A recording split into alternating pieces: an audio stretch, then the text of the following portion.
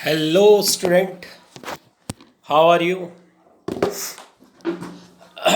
सभी लोग कैसे हैं। लास्ट क्लास हमने पढ़ा था बिजनेस एनवायरनमेंट में कि हमारी अर्थव्यवस्था है क्या होती है, अर्थव्यवस्था के कितने प्रकार हैं। अब हम पढ़ेंगे कि लिबरलाइजेशंस क्या है, प्राइवेटाइजेशंस क्या है और ग्लोबलाइजेशंस क्या है। देखिए, भारत में जो आर्थिक उदारीकरण की शुरुआत हुई थी वो 1984 एवं 1985 की औद्योगिक नीति से प्रारंभ हुई थी। 1991 में हमारे इकोनॉमिक रिफॉर्म्स आए, आर्थिक सुधार हुए, जिसके माध्यम से सरकार ने नई नीति अपनाई। उस नई नीति के अंतर्गत तीन चीज़ें आती हैं, जिसमें पहला है आपका उदारीकरण, निजीकरण और अंतर्राष्ट्रीयकरण। उदारीकरण, निजीकरण और वैश्वीकरण की नीति से आर्थिक सुधार हुए इंडिया में। तो अब बात करेंगे कि क्यों इस पॉलिसी की जरूरत पड़ी। तो July 1991 India has taken a series of measure to structure the economy and improve the BOP position. जुलाई 1991 में इंडिया ने बहुत सारे मेजर्स लिए अर्थव्यवस्था में सुधार करने के लिए, ताकि हमारी जो बैलेंस ऑफ पोजीशंस है, ताकि हमारा आयात और निर्यात दोनों ही चीज़ें क्या हो जाएं, लिबरल हो जाएं। The new economic policy introduce changes in several area. नई इकोनॉमिक पॉलिसी के माध्यम से बहुत सारे एरियाज में, बहुत सारे क्षेत्र में सुधार किए गए। दूसरा है इसमें पहला आपका लिबरलाइजेशंस। तो जब हम लिबरलाइजेशंस की बात करते हैं तो लिबरलाइजेशंस में हमारी पहली चीज़ आती है कि जो इंटरनल और एक्सटर्नल, जो हम आंतरिक और जो बाहरी व्यापार कर रहे हैं, उन पॉलिसीज़ में चेंज करना, निजीकरण के क्षेत्र को बढ़ाना और अपनी अर्थव्यवस्था को अंतर्राष्ट्रीयकरण कर देना। उदारीकरण आर्थिक सुधार की दिशा में उठाया गया एक प्रमुख कदम है। इसका अर्थव्यवस्था में सरकारी हस्तक्षेप को कम कर बाजार प्रणाली पर निर्भरता बढ़ाना है। तो जो हमारी गवर्नमेंट है, गवर्नमेंट ने उदारीकरण के माध्यम से, उदारीकरण की निधि से आर्थिक सुधार किए और उस आर्थिक सुधार के माध्यम से जो सरकारी हस्तक्षेप था वो बाजार में कम हो गया। उदारीकरण का बेसिकली यूज कृषि, उद्योग एवं सेवा तीनों क्षेत्र पर अच्छा प्रभाव इसका पड़ा। अब हम बात करते हैं कि उदारीकरण जो नीति है बेसिकली वो किसके द्वारा लाई गई थी। Prime minister PV Narasimha Rao along with the finance minister, उस समय पे प्राइम मिनिस्टर थे हमारे पीवी नरसिम्हा राव और जो फाइनेंस मिनिस्टर थे वो मनमोहन सिंह थे। तो इन दोनों के माध्यम से, इन दोनों के योगदान के माध्यम से ही हमारी 1991 में नई आर्थिक पॉलिसी आई। उदारीकरण के बाद से हमारी जो उद्योगों की स्थिति है उसमें भी सुधार आए, औद्योगिक उत्पादन में हमारी वृद्धि हुई और भारत एक सकारात्मक काम करने लगा हमारे गुड्स एंड सर्विसेज के क्षेत्र में। तब समझते हैं कि एलपीजी बेसिकली है क्या। Indian economy had experience major policy changes in early 19। Indian जो हमारी अर्थव्यवस्था है उसका एक अपना अध्ययन है, अपना एक एक्सपीरियंस है कि 1990 में बहुत सारे चेंजेस आए, बहुत सारे अंतर आए। द न्यू इकोनॉमिक रिफॉर्म्स, जो नया हमारा आर्थिक सुधार हुआ उसको हम लिबरलाइजेशन, प्राइवेटाइजेशन और ग्लोबलाइजेशन के नाम से जानते हैं। It was aimed at making the Indian economy as fastest growing economy and globally competitive. इस उदारीकरण का मेन जो बेसिकली ऑब्जेक्टिव था अर्थव्यवस्था को बढ़ाना और अंतर्राष्ट्रीय स्तर पर कंपटीशंस देना। The series of reforms undertaken with respect to industrial sector, बहुत सारे रिफॉर्म्स, बहुत सारे सुधार किए गए सरकार के माध्यम से औद्योगिक क्षेत्र में, व्यापार के क्षेत्र में, वित्तीय क्षेत्र में, so that economy become more efficient.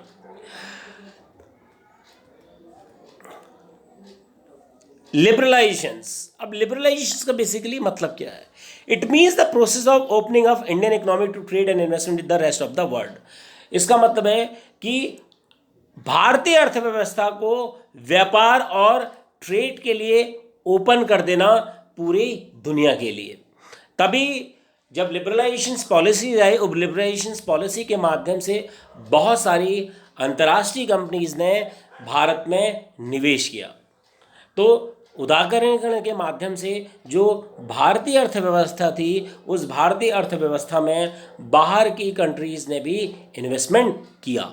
It means that opening the door for doing business to all over the world. उदारीकरण के माध्यम से इंडिया की अर्थव्यवस्था में हर एक बिजनेसमैन के लिए ऑल ओवर द वर्ल्ड दरवाजे खोल दिए गए, ताकि हर एक बिजनेसमैन, बाहर का बिजनेसमैन इंडिया में इन्वेस्ट कर सके। Till 1991 India has a import protection policy. 1991 तक, 1991 तक इंडिया की अपनी एक प्रोटेक्शन पॉलिसी थी, wherein trade with rest of the world was limited to export. जहाँ पे हम एक्सपोर्ट तक ही लिमिटेड थे।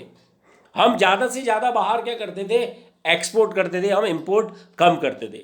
Foreign investment was very difficult to come in to India due to bureaucratic framework. जो फॉरेन इन्वेस्टमेंट था वो India में आना बड़ा डिफिकल्ट था, कठिन था, क्योंकि जो हमारे ब्यूरोक्रेटिक्स थे उनकी पॉलिसीज़ फेवर नहीं करती थी हमारे इंपोर्ट्स को। After the start of economic liberalization, India started getting huge capital inflow and it has emerged as the second fastest growing country in the world। जब हमारा इकोनॉमिक लिबरलाइजेशन आया, जब आर्थिक सुधार हुए, उदारीकरण की नीति के कारण भारत ने भी बड़े पैमाने पे पूंजी निर्माण किया और भारत द्वितीय फास्टेस्ट ग्रोइंग कंट्री बन गया विश्व स्तर पर।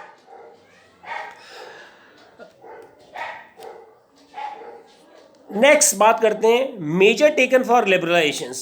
सरकार ने लिबरलाइजेशंस के लिए, उदारीकरण के लिए कौन कौन सी नीति अपनाई। तो जो पहला है freedom for expansion and production to industries. सरकार के द्वारा जो इंडस्ट्रीज थी उनको फ्रीडम दे दी गई, उनको स्वतंत्र कर दिया गया कि वो अपने बिजनेस को एक्सपेंड कर सकते हैं, उसको बढ़ा सकते हैं और प्रोडक्शंस कर सकते हैं freely. There is no restriction of the government. Government ने हस्तक्षेप कम कर दिया उदारीकरण नीति के माध्यम से। दूसरा है increases in the investment limit of the small industries. जो इन्वेस्टमेंट लिमिट थी, निवेश की जो लिमिट थी, उसको क्या किया सरकार ने, बढ़ा दिया छोटी इंडस्ट्रीज के लिए। Freedom to import the capital goods and raw material. सरकार ने स्वतंत्र कर दिया कंपनीज को कि वो बाहर से भी क्या कर सकती है, मशीन्स खरीद सकते हैं और रॉ मटेरियल खरीद सकते हैं। Freedom to import technology. सरकार ने तकनीक परचेज करने के लिए, नई टेक्नोलॉजी परचेज करने के लिए भी इंडस्ट्रीज को फ्रीडम दे दी। Liberalization of export and import transaction. सरकार के माध्यम से आयात और निर्यात के जो लेन देन हुआ करते थे उसमें सरकार ने उदारीकरण नीति को अपनाया। Liberalization in taxation policy. सरकार की जो कर नीति थी उसको भी उदारीकरण कर दिया गया, उसमें भी चेंजेस कर दिए गए। सरकार के माध्यम से बिजनेसमैन को कंसेशंस दिया जाने लगा। Liberalization in capital market. जो पूंजी बाजार था उसमें भी उदारीकरण नीति अपना दी गई। बैंकों को उदारीकरण कर दिया गया, बैंकों की पॉलिसीज़ को लिबरलाइज कर दिया गया ताकि प्राइवेट बैंक भी क्या कर सकते हैं, इंडिया में इन्वेस्टमेंट कर सकते हैं, बाहर के bank. Increase the foreign investment. Liberalization के माध्यम से जो हमारा फॉरेन इन्वेस्टमेंट था वो बढ़ने लगा। Increase the foreign exchange reserve. उदारीकरण की निधि के माध्यम से there are many industrialist invest money in India. बहुत सारे जो इंडस्ट्रियलिस्ट थे उन्होंने बड़े पैमाने पे इन्वेस्टमेंट किया। फॉरेन इंस्टीट्यूशनल इन्वेस्टर और एफडीआई बड़ी मात्रा में उसका सृजन हुआ लिबरलाइजेशन के माध्यम से। Increase in consumptions. हमारा जो कंजम्पशन था, हमारी जो उपभोग करने की क्षमता थी, ये भी बढ़ने लगी क्योंकि जो बाहर की इंडस्ट्रीज थी, बाहर की इंडस्ट्रीज के आने से जो कंपटीशन था वो बढ़ने लगा, जिसके माध्यम से जो डोमेस्टिक कंपनी थी, डोमेस्टिक कंपनी भी अपने प्रोडक्ट में सुधार करने लगी। उस प्रोडक्ट के सुधार के कारण जो कंजम्पशन लेवल था उपभोक्ता का वो धीरे धीरे सुधारने लगा। Control over price. सरकार ने लिबरलाइजेशन के माध्यम से जो प्राइस है, प्राइस पे नियंत्रण किया। मैंने आपको बताया था MRTP, monopoly restrictive trade practices act सरकार के द्वारा बनाया गया है, जिसके माध्यम से मोनोपोली को रोका जा सके और सरकार का नियंत्रण रह सके प्राइस पे। Check on corruptions. सरकार ने उदारीकरण के माध्यम से करप्शन पे लगाम लगाई, क्योंकि सरकार ने बहुत बहुत सारे एरियाज पे उदारीकरण की नीति अपनाई, जिसके माध्यम से जो ब्यूरोक्रेटिक्स जो करप्शंस करते थे उसमें भी कमी आई। Next, reduction in dependence on external commercial borrowing. उदारीकरण के माध्यम से जो हम बाहर के देशों पे डिपेंडेंट रहते थे, बाहर से जो हम उधार लेते थे, वो भी धीरे धीरे कम होने लगा, क्योंकि India is basically become a second largest company who basically export. Benefit of liberalization, liberalization के फायदे हैं। पहला है इंक्रीज द फॉरेन इन्वेस्टमेंट। मैंने आपको बताया जब लिबरलाइजेशन की पॉलिसीज अपनाएं तो FII फॉरेन इंस्टीट्यूशनल इन्वेस्टर विदेशी विनिमय बढ़ा, जिसके माध्यम से बड़े पैमाने पे इंडस्ट्रीज ने अपने इंडिया में प्लांट लगाए। जैसे ही प्लांट लगाए, प्लांट लगाने के माध्यम से जो इन्वेस्टमेंट है basically they is in terms of foreign reserve, तो जो फॉरेन रिजर्व था वो इंडिया का बढ़ने लगा।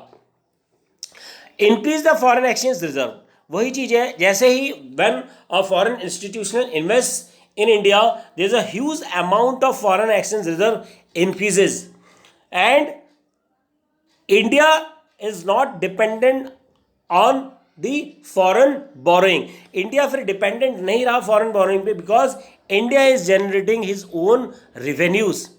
Increase in consumption, मैंने लास्ट टॉपिक लॉस पॉइंट्स में भी आपको बताया कि जो हमारा कंजम्पशन लेवल था वो भी धीरे धीरे बढ़ने लगा लिबरलाइजेशन के माध्यम से। सरकार ने प्राइस पे नियंत्रण किया, control over price, check on corruptions. सरकार ने उदारीकरण के माध्यम से करप्शंस को कम करा। Reduction in dependence on external commercial borrowing, हम जो बाहर के जो लोन्स पे डिपेंडेंट रहते थे उसको भी कम किया। नेक्स्ट, लिमिटेशन ऑफ लिबरलाइजेशंस, क्या सीमाएं हैं उदारीकरण की। पहला है इंक्रीज इन अनएम्प्लॉयमेंट। लिबरलाइजेशंस के माध्यम से बड़े पैमाने पे जो हमारा डोमेस्टिक कंट्री है, डोमेस्टिक कंट्रीज में बेरोजगारी की समस्या उत्पन्न हो गई, क्योंकि बहुत बड़ी अमाउंट्स पे फॉरेन रिजर्व आया। फॉरेन रिजर्व के साथ साथ बाहर की विदेशी कंपनी ने बड़े पैमाने पे अपने प्लांट्स लगाए, जिसके कारण जो डोमेस्टिक कंपनी थी उसका व्यापार धीरे धीरे ख़त्म होने लगा। धीरे धीरे जब डोमेस्टिक कंपनीज का व्यापार ख़त्म होने लगा तो जो लोकल्स जो एम्प्लॉयज़ थे उनके लिए बेरोजगारी की समस्या उत्पन्न हो गई। Loss to domestic unit, loss to domestic unit tell about that when foreign institutional investors invest money in foreign investment, so the domestic company basically get loss because the demand for MNCs company will be increases। जो product की demand थी वो MNCs companies की बढ़ने लगी और धीरे धीरे जो हमारी डोमेस्टिक कंपनी थी उसके प्रोडक्ट की डिमांड घटने लगी। Due to that cases the domestic company having a huge amount of loss. Next, increase dependence on foreign nations. हमारी जो डिपेंडेंसी थी वो बढ़ गई उदारीकरण नीति के माध्यम से, क्योंकि हम रिलाय करने लगे अदर कंट्रीज पे, हम अदर कंट्रीज से भी खरीदने लगे।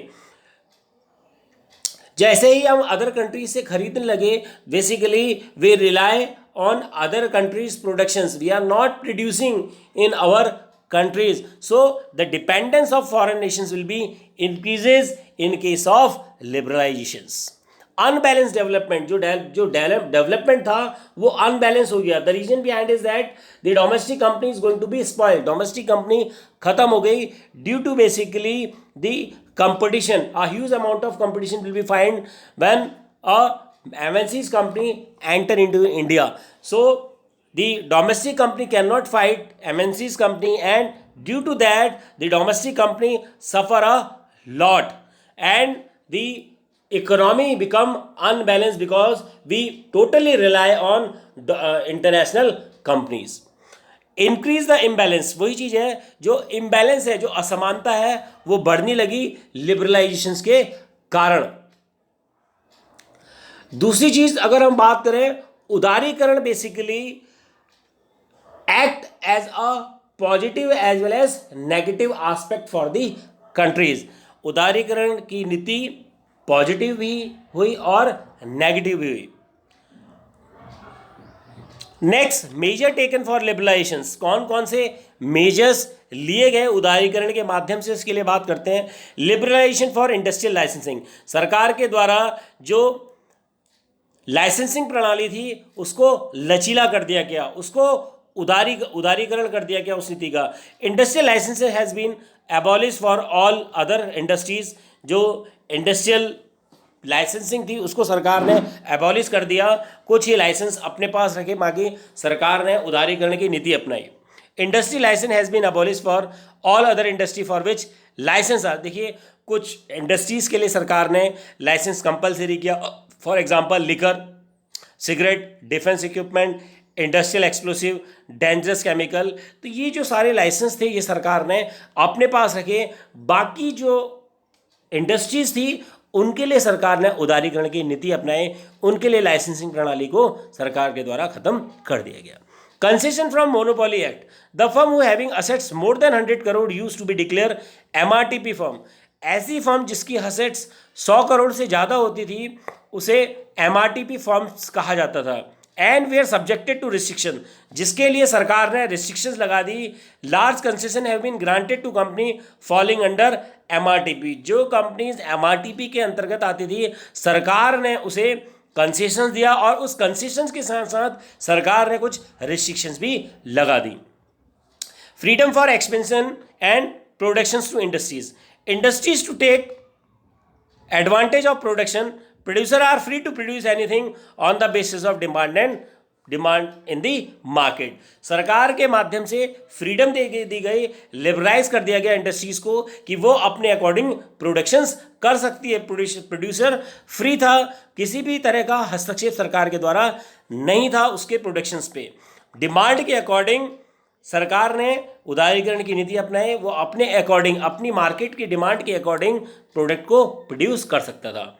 Increase in the investment limit of small industries, मैंने आपको बताया था कि जो लिमिट थी सरकार ने वो बढ़ा दी थी। Investment limit have been raise to 5 crore so as to enable them to modernize and to raise also been increase 25 lakh, सरकार ने 5 करोड़ और 25 लाख की जो लिमिट थी उसको 5 करोड़ कर दिया छोटी इंडस्ट्रीज के लिए। Freedom to import the capital goods, सरकार ने स्वतंत्र कर दिया कि वो पूंजीवादी गुड्स को और रॉ मेटेरियल कच्चे माल को कहीं से भी खरीद सकते हैं। फ्रीडम टू इंपोर्ट टेक्नोलॉजी वही चीज है, सरकार ने उदारीकरण के माध्यम से स्वतंत्र कर दिया इंडस्ट्रीज को कि वो टेक्नोलॉजी भी इंपोर्ट कर सकती है, बाहर से मंगा सकती है। एक सरकार का दूसरे सरकार से एमओयू साइन होता था जिसको हम बोलते हैं मेमोरेंडम अंडरस्टैंडिंग, उसके माध्यम से टेक्नोलॉजी का भी एक देश दूसरे देश के संग आदान प्रदान कर सकता है। Liberalization export and import transaction, सरकार के माध्यम से जो इंपोर्ट आयात और निर्यात के जो ट्रांजेक्शन्स थे, लेन देन हुआ करते थे, उसको भी सरकार ने उदारीकरण नीति के अंतर्गत लेके आई। लिबरलाइजेशन, सरकार के द्वारा जो टैक्सेशन पॉलिसी थी उसमें भी सरकार ने कंसेशंस दिया। कहीं कहीं किसी देश में जो हमारा एक्सपोर्ट है वो फ्री होता है, there are no duty is levied in export, किसी भी तरह की ड्यूटी लिवाइड नहीं होती एक्सपोर्ट को, क्योंकि वहाँ की कंट्री अपने गुड्स को प्रमोट करना चाहती है। सरकार के द्वारा जो जटिल टैक्स प्रणाली थी उसको भी सिंपल बना दिया गया। सरकार ने बैंकिंग व्यवस्थाओं को भी लिबरलाइज कर दिया। यही है उदारीकरण। आपको अगर किसी भी तरह का कोई संदेह, किसी भी तरह का कोई डाउट है तो आप मुझसे, थर्सडे क्लास होगी सुबह मॉर्निंग 11 से 11:40, तो आप मुझसे पूछ सकते हैं। लिबरलाइजेशंस आपका कंप्लीट हो गया, अब हमारा बचेगा प्राइवेटाइजेशन और ग्लोबलाइजेशन, जिसको मैं नेक्स्ट लेक्चर पे कवर कर दूंगा। Thank you class. If you having any doubt, you can ask me Thursday class 11 to 11:40.